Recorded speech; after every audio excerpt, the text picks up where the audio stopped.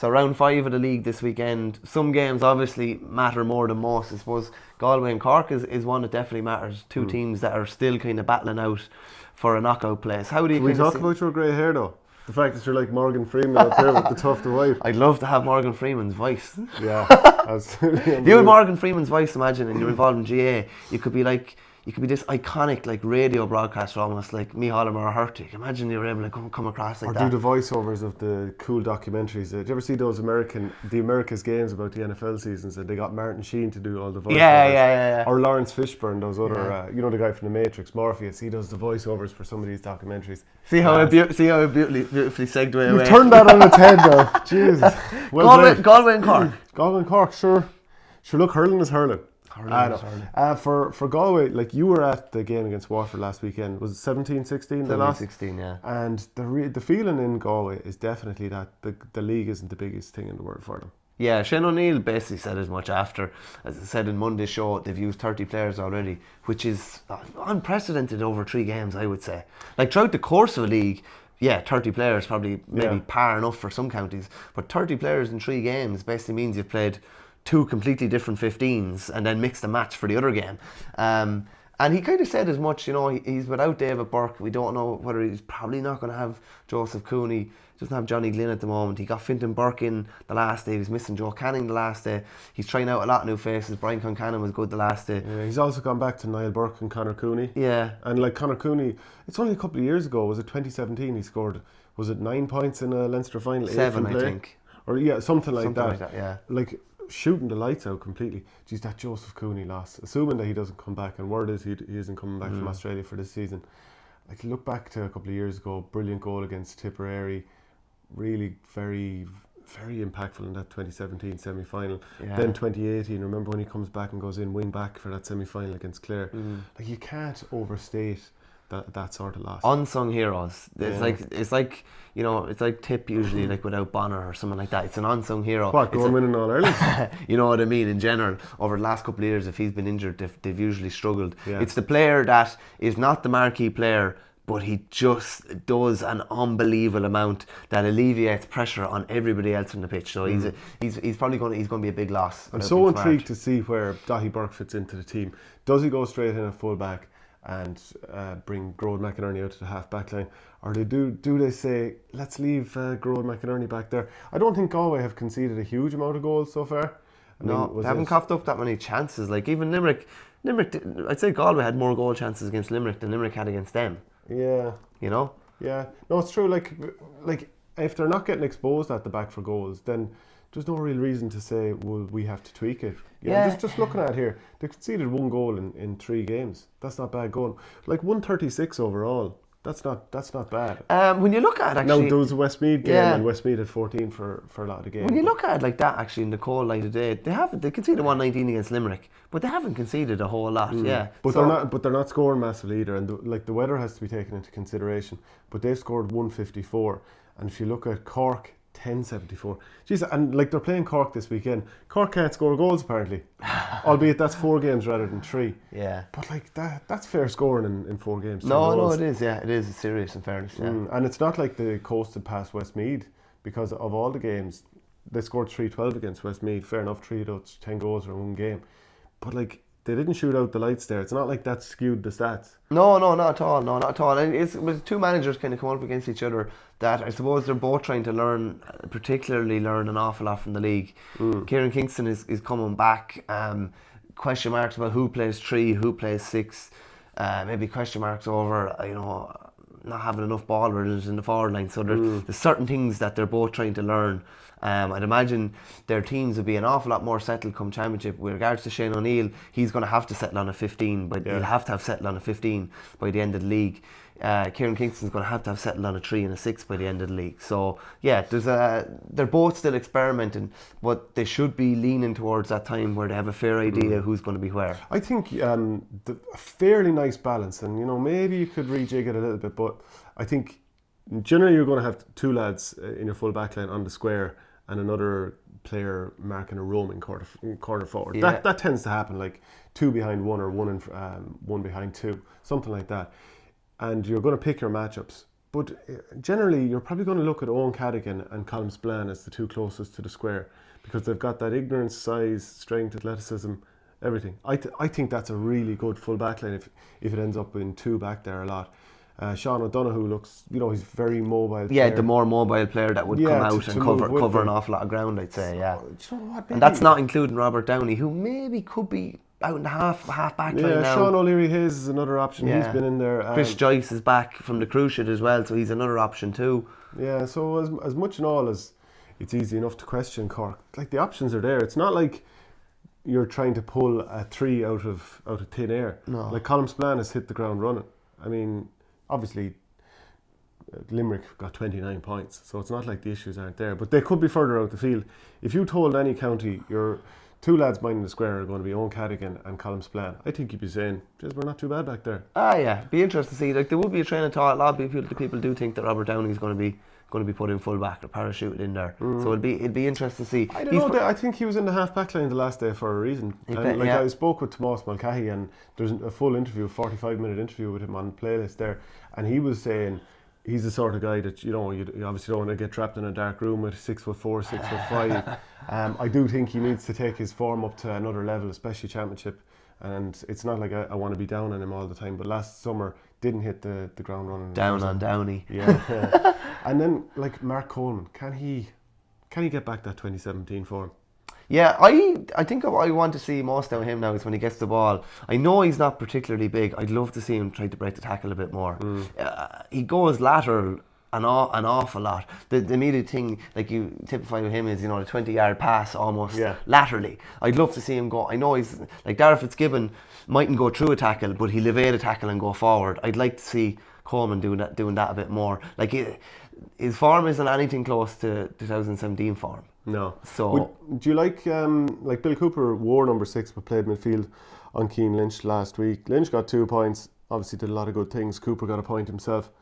Do you still harbour hopes of seeing him back at centre back? Yeah, I think he's a solution centre back. Just the whole kind of, I don't know what he's like in terms of talking to players in the dressing room or out on the field. I mean, that's very hard to know if you're not involved.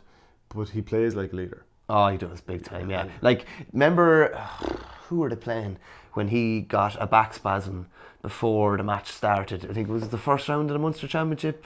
I don't know, was it last year against Tip? Tip, it was. And I remember John Myler mentioned it was all about Bill Cooper. Yeah. Like a massive loss. It's just like he's so robust. Every team needs one or two of them. Well, if you have 3 or 4 of them, all the better. Cork don't have that many of them. Yeah. And when he's missing, he's a massive loss. I think he'd be a natural 6, I have to say, with 2 very mobile, clever midfielders dropping back a small bit for him. Robbie Flynn, he impressed me last week, as in, like, when he carries the ball, I just think he's a real threat. He seems to have filled out a bit more. Remember he came on against Limerick in the All-Ireland semi-final a couple of years ago. I was like, this guy has got that, it's textbook Cork speed at this stage. It's just trying to put the other elements of the game together. But their forward line, it's not like, even though they're accused of a lack of steel and all that, it's not like that their size profile definitely is small. Not. No, definitely like, they're not. pacey, they look lean as butcher's dogs. Horgan's not a small guy, Lahan's not a small guy. Not sure why he can't consistently reach the level that we see at times. So he's a bit like Tony Kelly in a way, capable of absolutely destroying a team, but then another day mightn't be as loud out in the field, we'll say, in terms of how he performs. And people then might say, well, look at what's around him or whatever. I mean, you can't do that all the time. We talked about Owen Kelly and John Milan in that Orga Retro piece we did, and we were talking about these lads stood up so many days when the team around them was average. So, that excuse has its kind of limits too. Luke Meade seemed to be around midfield. Darragh Fitzgibbon, of course, we've seen some good stuff from him, and again, it's about putting it together for a full season. But maybe some of those lads are actually reaching the right age where they will deliver a bit more regularly. Yeah, it should be. It's just like when you mentioned, you go through the forwards there and you're looking at, like, you throw Declan Dalton into the mix as well, you're looking at like 9 or 10 into 6. Yeah. Do you know, that's what you're looking at. The only problem is that it's just far too often you're just not sure what you're going to get out of some of them. Do you know what I mean? And it's that inconsistency and that, where's he been for the last 15 minutes of the game? That you need to try and get out of him. I keep hearing this thing, and I'd be interested to hear from any of the Cork viewers, or people who went to college down in Cork, and they'd probably be exposed to it if they were hurling down there. Corkness? Corkness, yeah. Confidence on the right side of Argans. Is it is there a problem with how games are refereed down in Cork, in that the club games, it's a bit too soft, it's blown up too often, and that the players aren't as used to having to go through war to win games? I mean, that's not even intended as a slight, but I'm curious to know from Cork people, do they ever get that sort of sense? Because I've heard it a few times. Can I just say, just on that point, a lot of people would say the way Offaly club games are refereed, and with regards to tackling and stuff like that, that they're refereed completely different in inter-county games, and that's one of the reasons why we have so many men sent off at inter-county level. And I've heard that from several people. Well, you see that with plenty of Midland counties. Westmeath have had a few lately. I think over the years, not so much now. Laois would have had it. Carlow have definitely had it. Yeah. It's just something interesting. It's like if that's called at club level, if the referees are calling that at club level, if they're sending off a wild pull is a sending off in a senior hurling inter-county game. So it should be at club level as well. So if it's refereed the same as inter-county, you're bracing them for inter-county, really. So it'd be interesting to see what some of the Cork people, particularly lads spectating or playing in games, a lot of games, it'd be interesting to see what they say about that. Limerick. Well, it's kind of the same as last year when Tipperary went away on their training camp. Limerick are on their training camp Monday morning. They left. What do you make of that, Airport. by the way? Like, I see some people kind of talking about it being, this outlay of money, and is it, part of this whole sustainable conversation that's been had about GA teams, especially at the elite level. Now, I'd say JB McManus is putting his hand in his pocket here. So deep pockets. Yeah, there would be fairly deep pockets. So deep. He'll get it back in Cheltenham though. Yeah. Well, if Cheltenham goes ahead. I'll go ahead, all right. Yeah. And pockets so deep that Limerick don't even need a sponsor on the shirt, so the lads' bulging muscles can just come out through it. But you'd struggle to make a case for Westmeath here. Minus 50 points after 4 games. There's no red cards in 2 of them. That's cost them. There's no case to be made, really. The game against Cork was very tight, more to do with the conditions than anything else. Limerick probably. I give them their dues at the same time. I know you're not slamming them there. Yeah. But give them their dues. I thought they'd back it up a bit then against Tipperary, and that was over really at half time. Is it stretching their squad too, being in the having rat-a-tat games against top teams? Yeah, you need to, it's the same 15 invariably. They don't have the 24 or 25 interchangeable lads that most of the top counties would. But it'd be interesting to see with Limerick. It's the same tactic, obviously, as Tip did halfway during the league. Just what you're saying about, people maybe questioning training camp. I think this is the first time they've went outside of Ireland for a training camp in fairness to them. It's usually Johnstown Estate. Or Johnstown Estate or Adair Manor or somewhere like that, or Carton House or somewhere like that. So, listen, more look to them as a player. It's a fair treat to be able to go over there and be a professional for a week, I suppose, and relax and go through certain things maybe that they wouldn't get time to do at home. I just, as you were talking there, I was wondering to myself, what would the price be on Limerick here? 200 to 1 on, 16-point handicap. I think the reason that it's like that is because we all know that Limerick are going to go balls out to win this game. Same as they do every other game, because you were saying Westmeath don't have that depth of panel. You've got 20, 24, 25 guys with Limerick, all of whom think I should be starting the championship. Yeah. So every single week, a lot of lads are playing every second week. So they're really targeting that Westmeath game. I have to, and you see in other counties, you might have 2 goalies playing for a position and they're targeting game 2 and game 4, whereas Westmeath are, they're targeting every game. Yeah. Just say like Aaron Costello played cornerback 2 weeks ago, and they know Rich English is gone now. Just say Tom Condon is thrown in this weekend. He knows this is his chance as well. And as well as that, I think Killian Doyle got a straight red the last day as well, so he'll be missing this weekend. So that's basically one of their 3 forwards missing. I think everything for Westmeath comes down to that relegation match now against Carlow. Everything is really on that. Yeah, it's demoralising, is it? When you play a game and midway through there's a red card, or midway through it's pretty obvious we're going to get trimmed by 17 points or whatever it might be. It's quite demoralising, because Westmeath would have gone through that entire second half against Tip. 2-14 to 7 down at half time, red card comes, and it's just head in your hands for the rest of it, thinking how can we keep the score down. But that's very demoralising, especially if you've had a couple of them and then trying to build up for the next week when you're going to probably take a tanking again. If you have a mountain to climb and then you have Everest to climb when you lose a man. Like they lost a man 20 minutes into the Galway game and the game was over. Yeah. That's tough for Shane O'Brien to try and pick him up. It is tough, yeah. But that's maybe that's a discipline issue as well, no more than my own Offaly, losing lads you just can't afford to be losing players like that, you know. I wonder if Barry Nash break into the team full time this year. Yeah, he's not too far off. Yeah. Even he came on the last day and got in a couple of big possessions. He's a serious ball carrier, seriously mobile as well, able to take a point.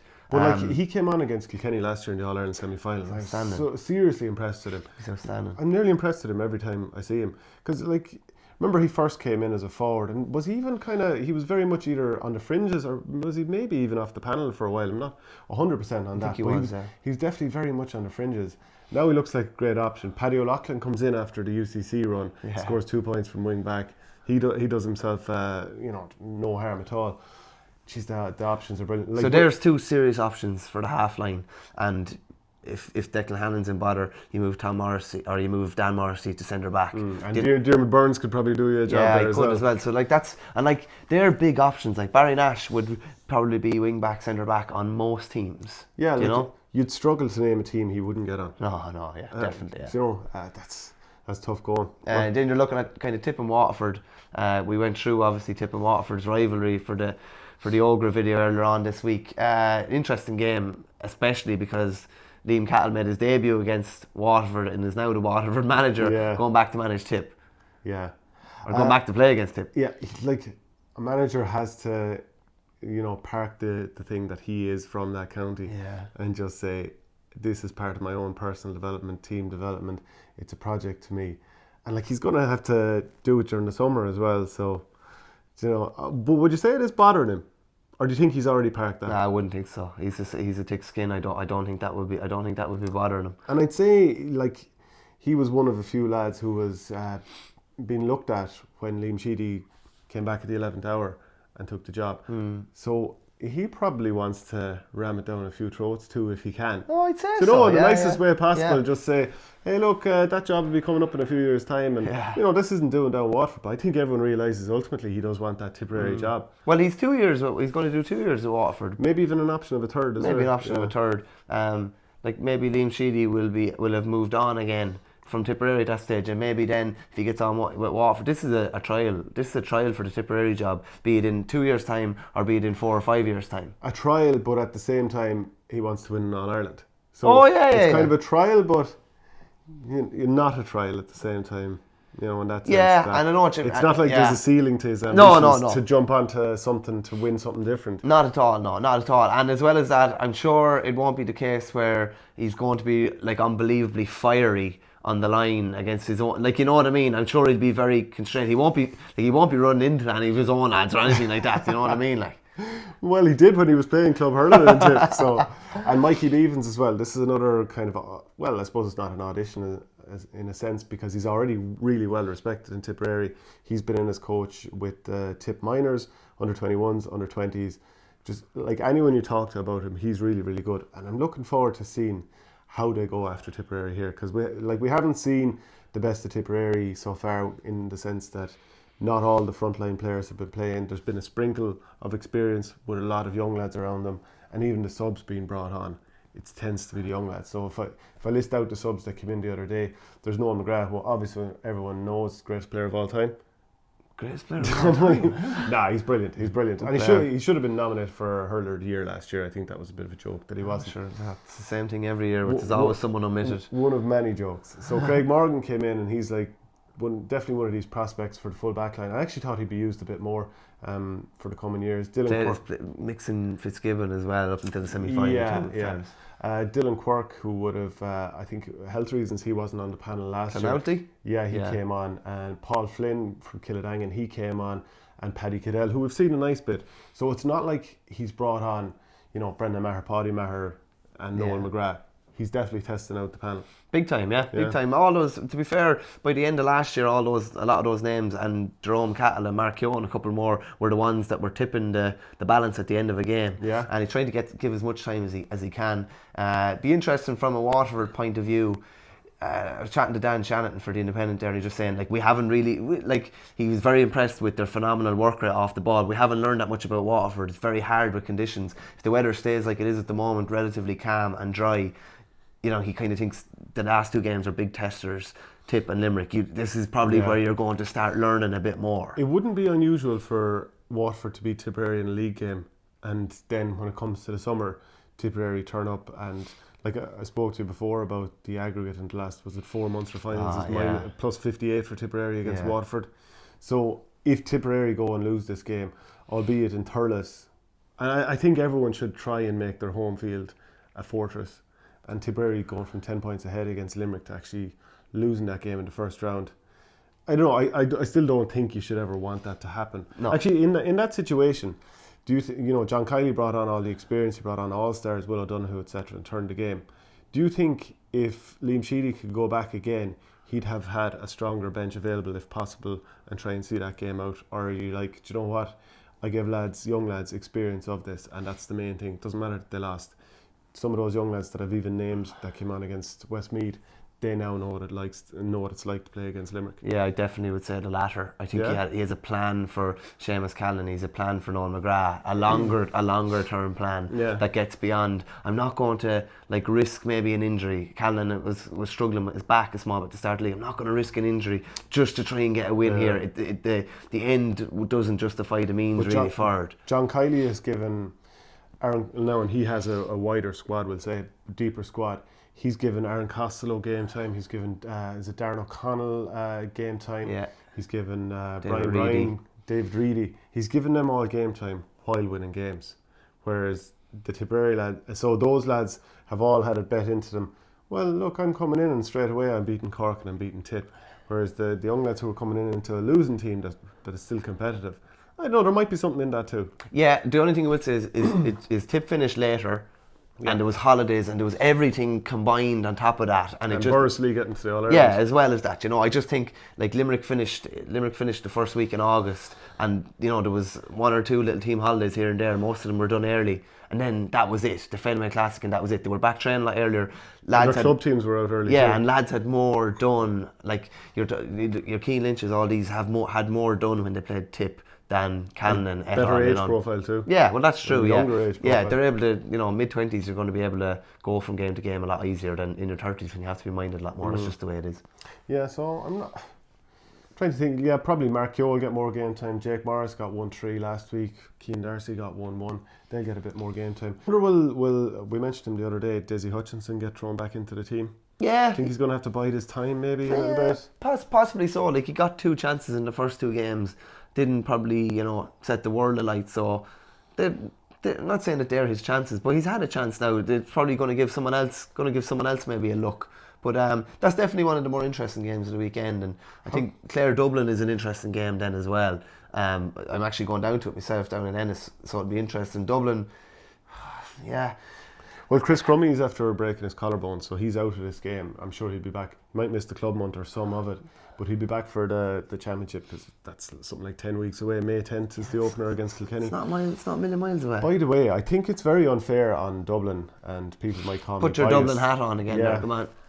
They might call me biased for this, but I love Matty. But for the well, no. What about Sean Moore and Jake Malone? Sean in Matty, Brennan, we trust. Keane O'Callaghan. No, my boys. In Matty, I trust. No. I'll have to start slating Matty now just to prove that that's not the case. I don't think you will. And Greg Kennedy, of course, as well. Greg Hackwood, the selector, Greg Kennedy. I texted him last week saying I'm going Wexford on the handicap. We had a good laugh about that. We John Milan and the Independent Throw-In podcast, and he started mixing up Matty Kenny and Greg Kennedy to form Matty Kennedy.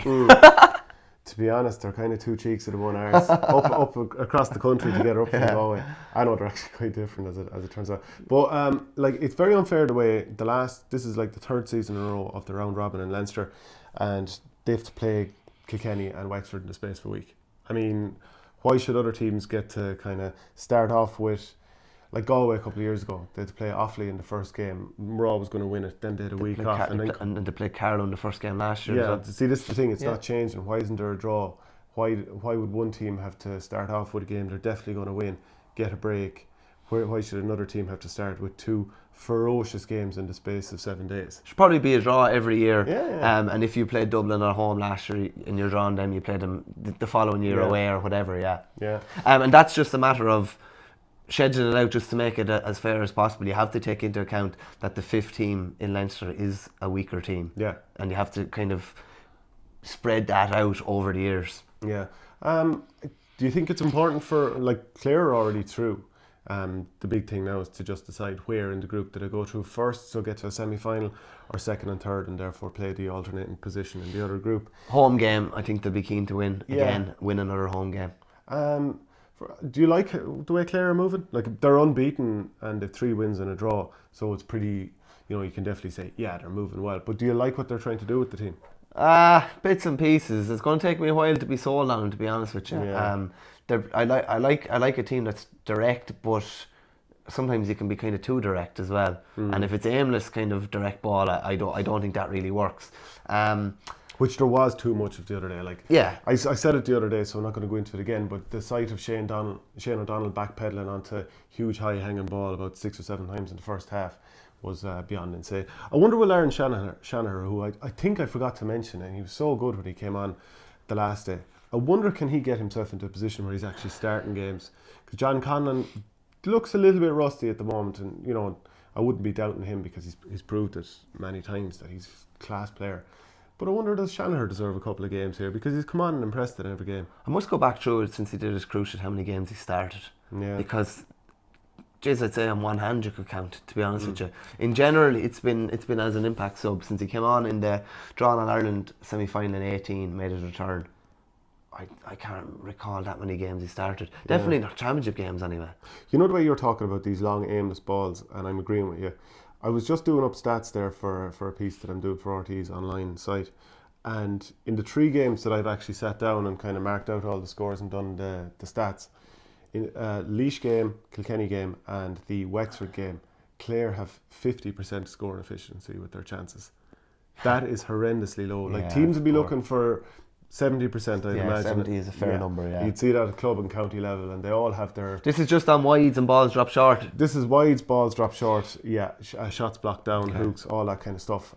So I when I came up with that stat, I was like, geez, that's an absolute shocker now. Because all teams with their analysis groups, they will look at what is our scoring zone. So it'll probably go either side of the 14 and go all the way out to the 65 more or less. And that's where we want to shoot from. Yeah.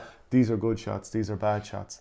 But your return could drop even if you're shooting inside the scoring zone. But by and large, you have to be shooting inside the scoring zone, and you have to be not throwing up the ball to get blocked down. That's happening a bit.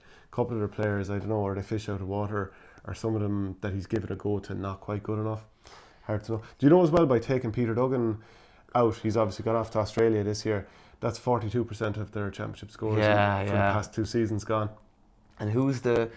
Tony Kelly's on frees. Tony Kelly's not a 95% conversion rate from frees. Well, it kind of tells you... Doesn't take frees for his club, remember? Yeah, Niall Deasy does. It tells you where they're at, that John Conlon was actually taking frees the first day. Yeah.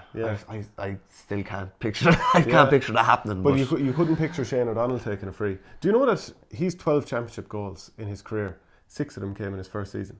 That just shows you how poorly he's been used throughout the year. And I think that the key thing is how he's been used. Because we know what he can do. He was often outnumbered for years, and this is something that probably Shane Bennett with Waterford suffered for a few years, that how's he supposed to show his class when he's just constantly outnumbered and chasing defenders down?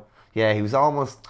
I just didn't like... He's so fast and so elusive, and his pace was being used to negate the fact that there was another man back in their defence and that he's covering 2 or 3 men. I just didn't think it was smart. If they can get the most out of him, you want him to be getting a goal or 2 chances in every game. If he is, they stand a chance of beating most teams. Just on the flip side of the forward division, Pat O'Connor was pretty solid at centre back the last day. Conor Cleary was solid enough at full back. Be interesting to see. I always think that they can have the capability of conceding quite a bit. So it'll be interesting to see with Brian Lohan coming in, one of the great fullbacks, one of the great no-nonsense fullbacks that we've ever seen. As ignorant fullback. Yeah, he was. I remember, the day that I awfully beat them in the second replay down in Thurles in 98. Joe Erity, my own clubman, came out and picked up a ball. And I always think it's one of the great things, if it's not possible to do. He went to pick the ball and Lohan robbed it straight into his hand. It's lovely. Yeah. Do you know they have the best defence in Division 1 Group B so far after 4 games? That's good going. Yeah. And I know you're going to say they played Laois, they played Carlow, and that's true. But they played Wexford on a horrendously windy day. Yeah. Wexford only scored 15 points. Still, no, they scored 18, and Wexford didn't. I don't know and how. They've gone to Kilkenny now. Yeah, I don't know how you can. I don't know how you can compare. I'd like to, if they were in Division 1, if they're in Group 1A, I think it'd be totally different because they're playing a different. They would be playing a different calibre team in every game bar Westmeath. Do you know what I mean? Yeah, as it turns out, Limerick, through playing probably stronger teams, and Limerick are only playing Westmeath this weekend, meaning they've played tough teams in all 3 of their games. Yeah, that's actually the difference there. They've only played 3 games. Yeah. Clare have played 4, so that's actually still good from Clare. Yeah. Is that else we to say about Clare? Actually, do you know what? That combination of David McInerney and Tony Kelly at midfield, really like Iron Fist and Velvet Glove there, to be fair. And again, comes back to where's Colin Galvin fit in here? Yeah, interesting. Will David McInerney go centre forward, or will they keep David Fitzgerald? What did I say? David McInerney. Sorry, will David Fitzgerald go back centre forward, and will Reedy maybe go wing forward, or will they go with big wing forwards and then Reedy kind of dropping short from centre forward? But they'll have to start feeding him the ball and stop blasting it over his head. Yeah, hard to know with Calvin. It doesn't look like it looks like that's what he's going with, 8 and 9, McInerney and Kelly. So very interesting to see where he fits in. We mentioned free taking with Clare, but it's definitely an issue with Dublin too. And I would say if someone in the forward line doesn't nail themselves down as number 1, Sean Moore might end up going up to the forward line to take frees. Because even Darragh O'Connell not being part of the panel this year, that robs him of another free taker. Yeah. Someone who generally took them from distance. But like if lots of those forwards have had chances at this stage, none are too reliable. And even though Sean Moore only just started taking them in the last couple of years and taking penalties and that sort of stuff, he's been more reliable than some of those. But again, it comes down to pressure frees. The last 20 minutes game is level, and it's possibly a tough ask to ask Sean to go up and just do that. Like you saw Brendan Matter doing it with Boris Lee and going up. Jeez, I find it hard to believe that would happen at county level. Is there something to be said, like what's David Tracy's scenario with fitness at the moment? Well, and will he play? Yeah, so because for that sole reason, not sole reason, but will he play to hit the frees? Well, the thing with him is that he's had like a couple of days. He absolutely saved our bacon with in the county final one year, I remember. Yeah, and the All Ireland final. The first day, he had a level and free in horrendously windy conditions at the very, very end, last puck of the game, and he nailed it. Didn't happen once or twice. It hasn't happened the way he'd want with Dublin, like last year, and Nolan Park, a couple didn't go his way. But I think because he's delivered in such pressure situations, and of course I'm biased, he's my boy. Yeah. You know, I'd like to see him give a go again. He's played a couple of challenge matches after coming back late with Dublin. Played a couple of club challenge matches in the last few weeks. Actually, a league game at the weekend, and doing well. So maybe he'll be the one who gets the go. But maybe Paul Ryan, maybe Oisin O'Rourke, maybe even Ronan Hayes took a free the last day. Paul Ryan missed 4. I know he scored 8, but he missed 4 his last day as well. You know. Yeah, actually, speaking of missing 4, Tony Kelly had 4 misses from play last week. He scored 15 points from play in 4 games, but he's definitely, you know, the way you'd think it's probably some of the more inexperienced lads who are taking ridiculous shots. Yeah. You know, he's probably going bummy shot time himself. Yeah. And in case I didn't mention it at the pod last week, or at the start of the week, Aidan McCarthy at wing back is looking really good. The white helmet, he's a good player. Yeah. Is he a brother of Jason? Are they brothers? I think. I'm not sure. Oh, Jason was on the Fittest Family. Maybe they're not actually. Remember he was on the Fittest Family a couple of years ago. Yeah. Someone will correct us there. Yeah. Maybe Jamie Wall will correct us. He's his manager with the freshers in college.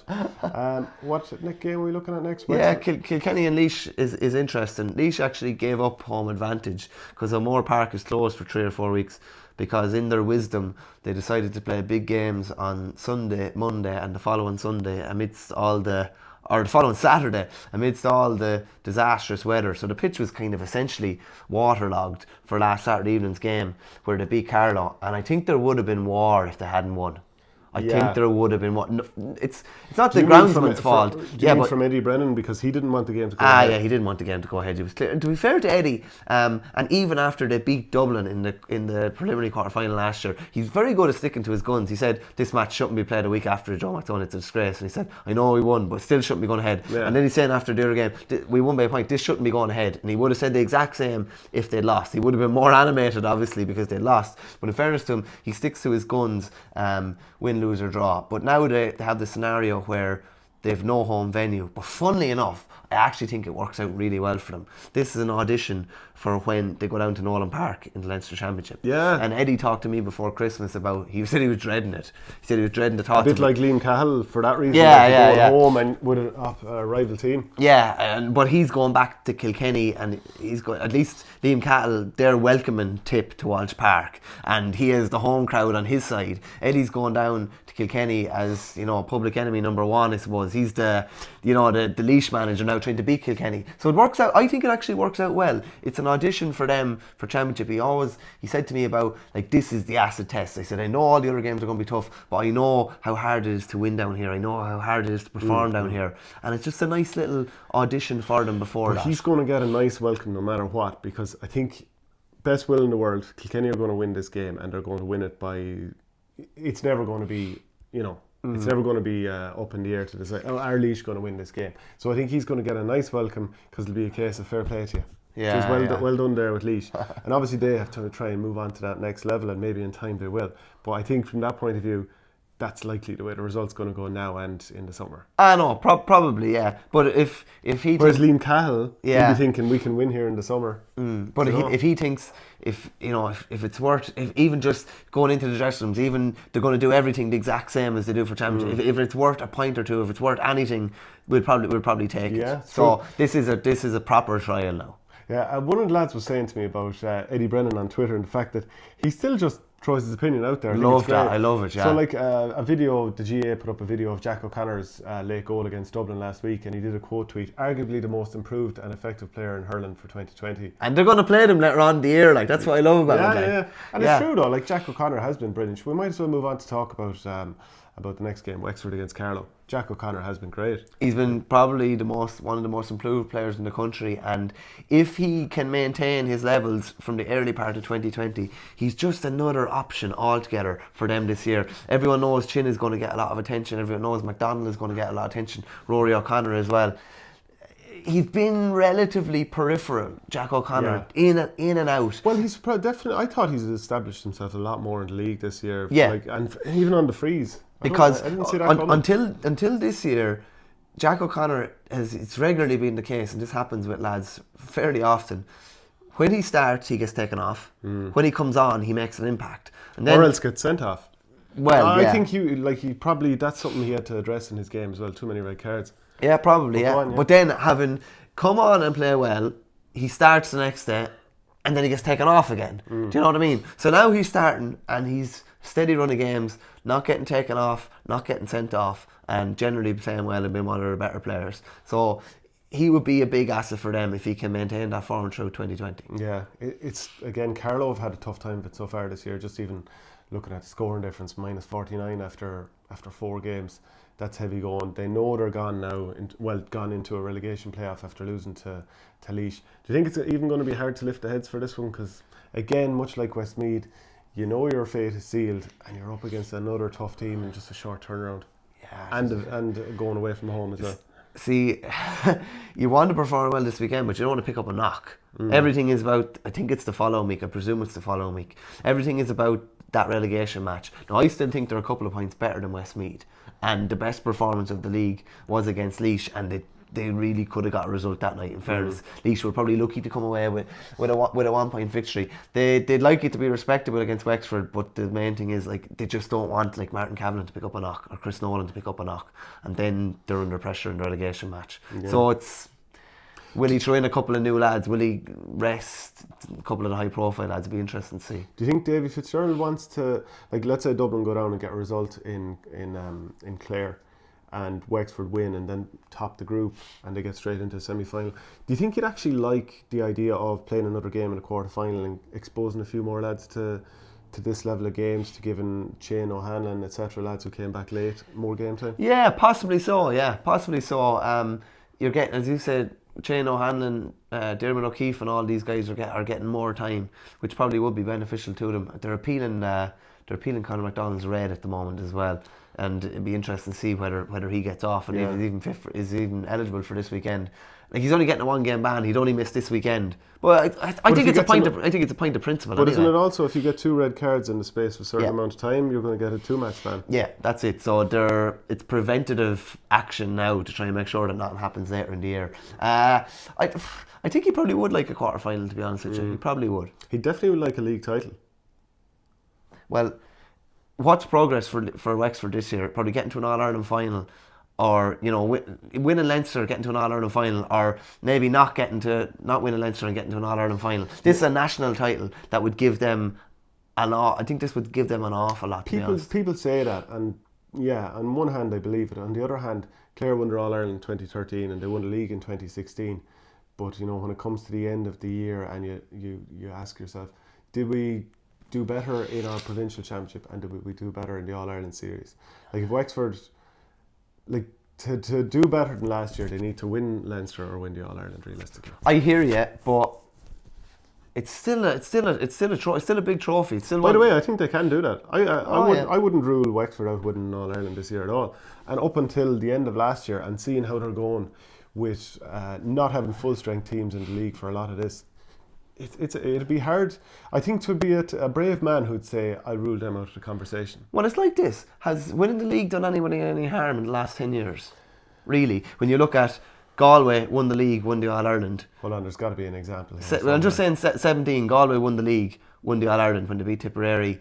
Kilkenny won the league in 18, beaten by Limerick 2 points in a quarter final. Last year, Limerick won the league, won Munster, beaten by a point in the All-Ireland semi-final. Getting to league finals was very counterproductive for Tip in 2017 and 2018. This is the argument you've looked at. But it is like, that did happen. Tip got devastating loss in the 2017 All-Ireland, league final against Galway, 16 points or something. Yeah. Never got it going again. Yeah, funnily enough, I wasn't talking about being betting a league final. Yeah, I was talking about winning the league. Wouldn't know much about 1991. 1991 is our last league title. What have you done for me lately? But I don't think it would do. And who has more league titles than any other county?